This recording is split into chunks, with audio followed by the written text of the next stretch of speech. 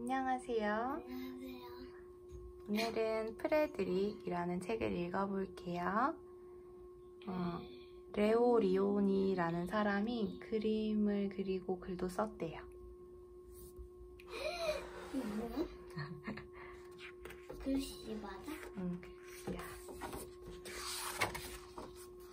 는 엄마가 좋아하는 책이에요. 엄마 좋아하는 책이요.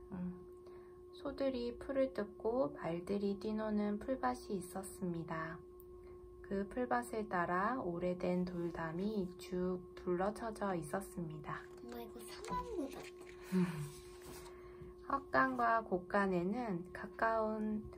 헛간과 곳간에서 가까운 이 돌담에는 수다쟁이 들쥐 가족의 보금자리가 있었습니다.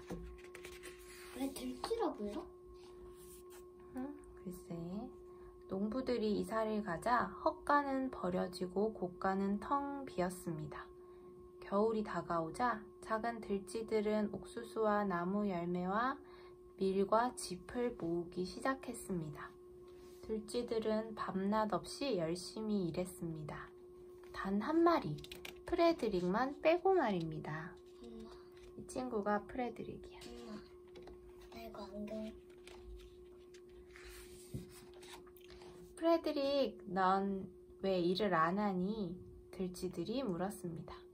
나도 일하고 있어. 난 춥고 어두운 겨울 날들을 위해 햇살을 모으는 중이야. 프레드릭이 대답했습니다. 아니 그거 어느 날 들쥐들은 동그만히 앉아 풀밭을 내려다보고 있는 프레드릭을 보았습니다. 들쥐들은 또다시 물었습니다. 프레드릭, 지금은 뭐해? 잿가를 모으고 있어. 겨울엔 온통 잿빛이잖아. 프레드릭이 짤막하게 대답했습니다. 엄마 그거 거짓말 아니야? 좀 그런 거 같지? 약간 그냥 게으르고 쉬고 싶어서 그런가? 혼란스러운 것 같아? 한 번은 프레드릭이 조는 듯이 보였습니다. 프레드릭, 너 꿈꾸고 있지? 들쥐들이 나무라듯 말했습니다. 그러나 프레드릭은 아니야, 난 지금 이야기를 모으고 있어. 기나긴 겨울엔 얘기거리가 동이 나잖아. 했습니다. 좀 이상해? 얘가 다 모르는 거 아니야 그냥? 좀 더 들어봐. 겨울이 되었습니다. 첫눈이 내리자 작은 들쥐 5마리는 돌담 틈새로 난 구멍으로 들어갔습니다. 처음엔 먹이가 아주 넉넉했습니다. 들쥐들은 바보 같은 여우와 어리석은 고양이 얘기를 하며 지냈습니다. 들쥐 가족은 행복했습니다. 그러나 들쥐들은 나무 열매며 곡식 나달들을 조금씩 다 갉아먹었습니다. 집도 다 떨어져 버렸고 옥수수 역시 아슬한 추억이 되어버렸습니다. 엄마. 응? 근데 집에는 냉장고 이런 게 있잖아. 그런데 동물들은 그냥 진짜 집이 아니니까 냉장고 이런 것도 없으니까 먹이를 직접 찾아야 돼? 그래서 저장을 해두는 거야, 겨울 동안에는. 돌담 사이로는 찬바람이 스며들었습니다. 그런데 꼭 찾아서 먹어야 돼? 왜냐면 겨울 동안에 밖에 나오면 얼어 죽으니까 미리 겨울잠을 자려면 먹을 거를 모아놔야 되겠지? 미리 저장해놔야 돼. 저장해야 돼.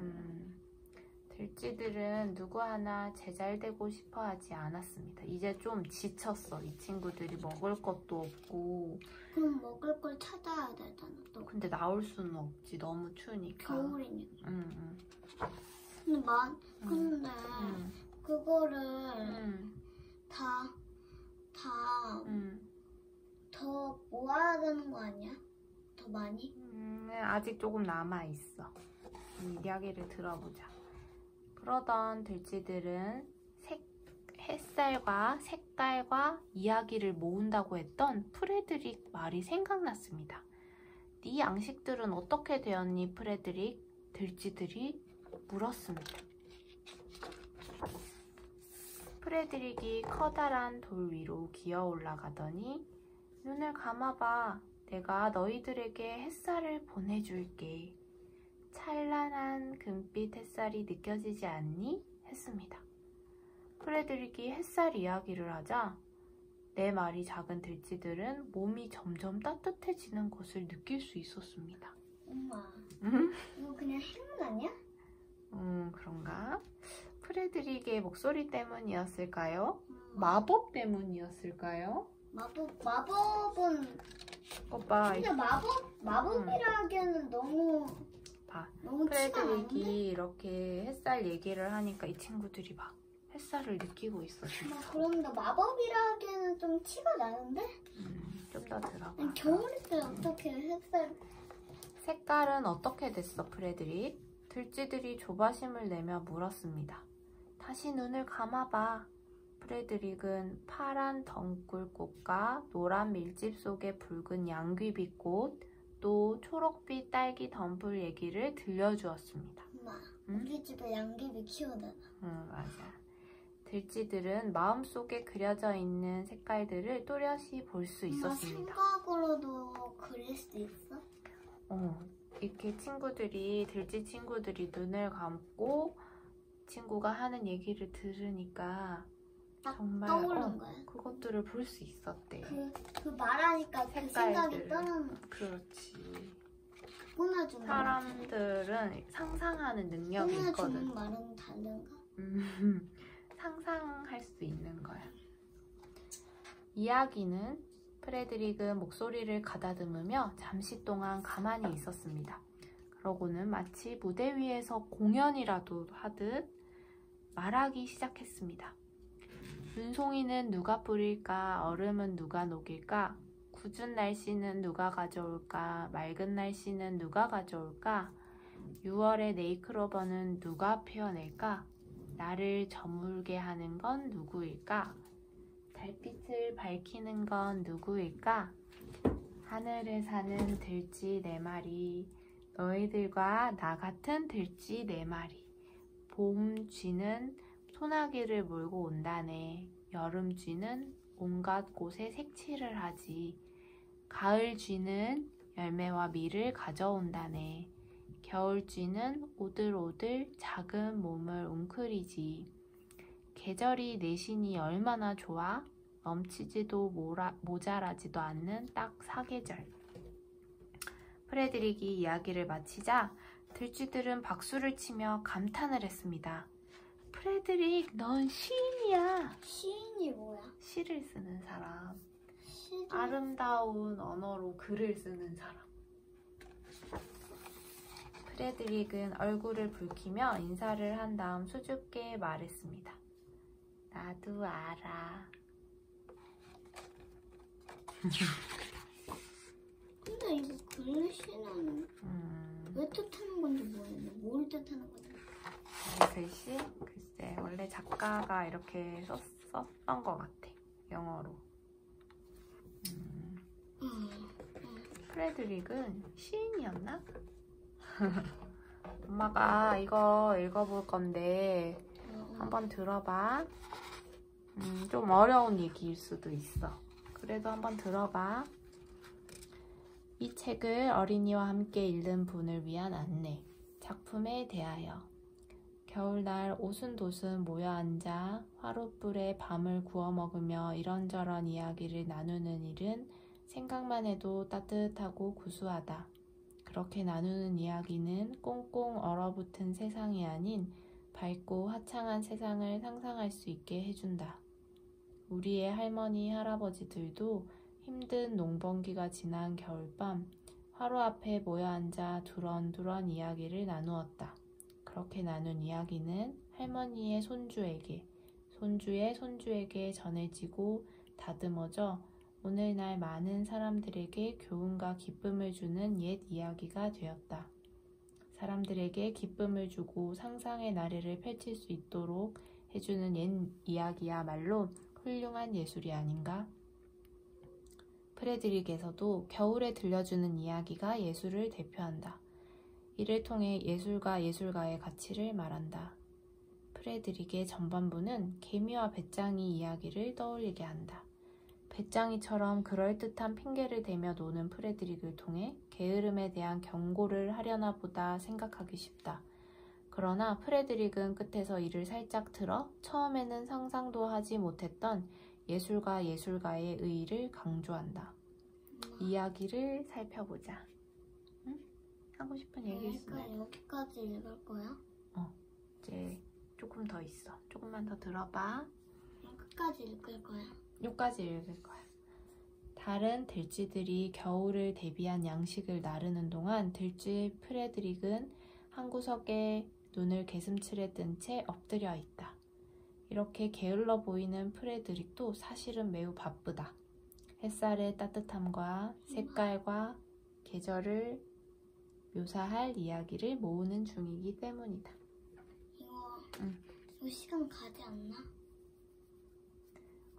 그래도 이렇게 엄마가 녹음을 해놓으면 나중에 다시 들을 수 있거든. 이윽고 겨울이 되었고 비축했던 양식은 곧 바닥난다. 이때 프레드릭이 모아둔 햇살과 색깔, 이야기들이 그 위력을 발휘한다. 프레드릭이 들려주는 이야기는 친구 쥐들의 상상력에 불을 당겨 보통 겨울에는 구경도 못했을 색을 보고 햇살의 따뜻함을 느낄 수 있게 한다. 독자들도 쥐들과 함께 꿈을 꾸게 된다. 들쥐가 양식을 모으듯 사람도 육체를 배불리기 위해 일을 한다. 그러나 사람에게는 육체의 배부름만으로 충족되지 않는 꿈과 이상에 대한 욕구가 있다. 이를 채워주는 것이 바로 예술이다. 하지만 예술을 창조해내는 예술가들의 모습은 남들 일할 때 노는 것처럼 사회체제에 반항하는 것처럼 보이기 쉽다. 예술가들은 비난받을 우려를 무릅쓰고 지난한 창조와 기다림의 시간을 겪어야 한다. 그러나 이들이 이뤄낸 예술이 사람들에게 행복을 줄 때 예술가들은 열심히 양식을 모았던 타인들 못지않게 당당해진다. 예술가는 이런 존재라고 레오 리오니는 들쥐 프레드릭의 이야기를 통해 말한다. 꼴라주 기법으로 찢어붙인 귀여운 쥐들이 보여주는 이 이야기는 이슬비에 옷 젖듯 읽은 이의 마음에 스며든다. 어른들은 레오 리오니의 그림과 글 쓰는 기법에 감탄하고 아이들은 귀여운 들쥐들의 모습에 재미있어하며 자신들도 모르게 예술의 소중함을 알게 될 것이다.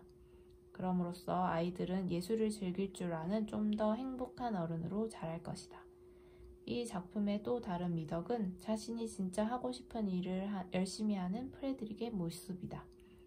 아직도 자기만의 개성 표현에 타인의 시선을 의식하는 우리에게 이 그림책은 개성과 다양성을 인정해야 하는 이유를 제시해준다. 재미와 주제의식이 잘 어우러진 작품이어서인지 프레드릭은 레오 리오니의 수많은 작품 중 백미로 꼽히며 1968년 칼데콧 아너 상을 수상하기도 했다. 무슨 말인지 잘 모르겠지? 주어가 크면 알게 될 거야. 어쨌든 오늘은 이렇게 프레드릭이라는 책을 읽어봤어요. 수고했어. 친구들 안녕.